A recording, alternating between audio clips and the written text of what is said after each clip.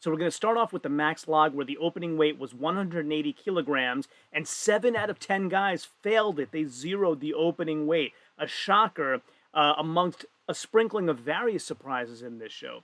So Iron Bibby, the big heavy favorite for this particular event, not able to get there on time given travel problems he was having. And as some of you know, he had a very close death in the family. Tragedy for him. We're all praying for him. And just the travel did not align for him to get there on time to compete. So we'll start off with Adam Bishop, who I had predicted to get 5 points here. He ends up zeroing the opening log weight. He went 7th in the order, and he was also so close to that lockout, but then fell back pretty violently into the banner. Said later on that he was blacking out during this event. Maybe the remnants of the Shaw Classic being such a tough show that he just did a week ago. So Kaz started laying it on thick after Adam's turn about the lights being too blinding for some of the competitors because you're looking straight up as you're trying to clean and press the log. And Kaz complained so many times, like after 3 different competitors went, that they actually dimmed the lights to make it a little better for some of the guys. So moving on up, as I mentioned, 7 guys zeroed this, so Johnny Hansen was one of them. He went 2nd in the order. He lapped it and then dropped it at 180 kilos to adjust his belt. Then he had 2 failed cleans after that.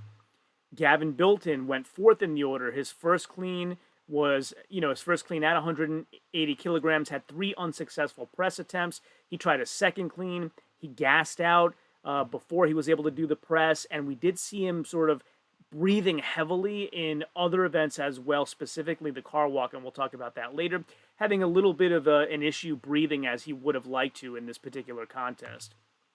Irvin Toots also zeroed it, so he went 5th. 3 clean failures. He was having trouble even lapping it, so Irvin probably the worst of the performances on the max log. Moving up to Pao Dwyer, who actually did very well in the contest overall, which you'll see later if you watch this all the way through and see my revelation of the overall standings.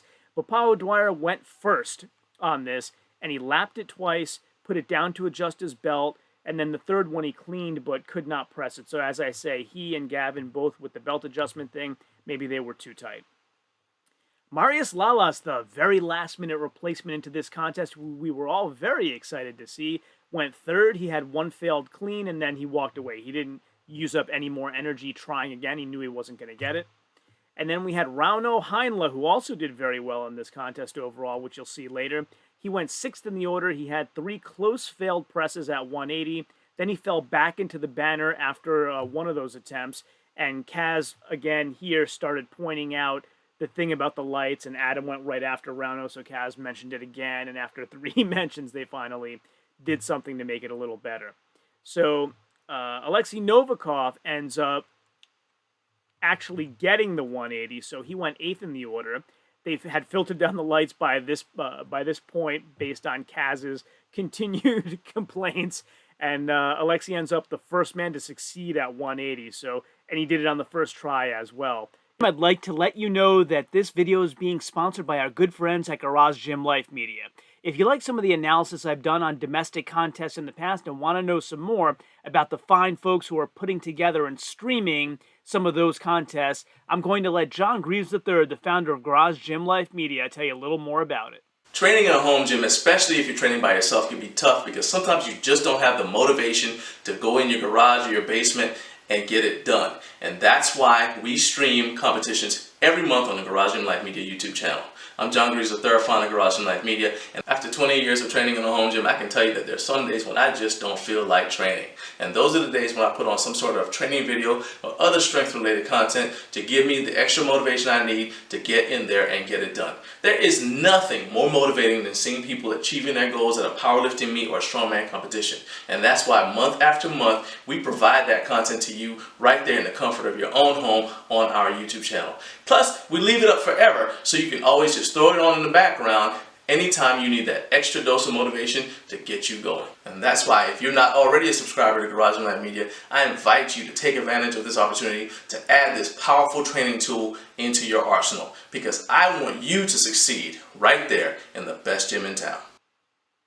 Before trying 195 kilograms, Alexi asked who was still in, and by this point it was just him, as you'll see Graham Hicks, and as you'll see Luke Stoltman when we get a little further up the list. and he decides, I can't beat those two guys. I'm not going to try 195. I'll conserve my energy. And we'll see how that turned out for him later in the contest. So 8 points go to Alexi Novikov by virtue of 7 guys zeroing this. So 9.5 points ends up being split between Graham Hicks and Luke Stoltman. So Graham went 9th in the order. He strict pressed 180. And for those of you who have watched the Shaw Classic, you would have seen how well Graham did there with max log. And no surprise, he's a monster with max log. And so the 180 didn't look as easy as his presses at the Shaw Classic looked to me. You know, those guys are probably beat up. That contest was difficult and very recent. So he motioned for the crowd to help him out on the 195. He was trying to get them invested. And he got it with a tad of struggle at the lockout, but he did get the 195. He bowed out after that, I should say, after apparently saying he can't beat Luke. Luke's too much for him tonight. So Luke ends up going for the next highest weight, which was 207.5 kilograms. So that's Luke Stoltman. Went for 207.5 kilograms. He got it up, all the way up, not quite a lockout, dumped it behind his head. And then he walked away without doing an interview. So they tried to get an interview with him. And what I'll say is Luke Stoltman seemed very focused for this contest. You could tell in his eye coming out in this in this event at the beginning just how he handled himself until the very end. He was hell-bent on winning this contest. And so that's how the max log shook out.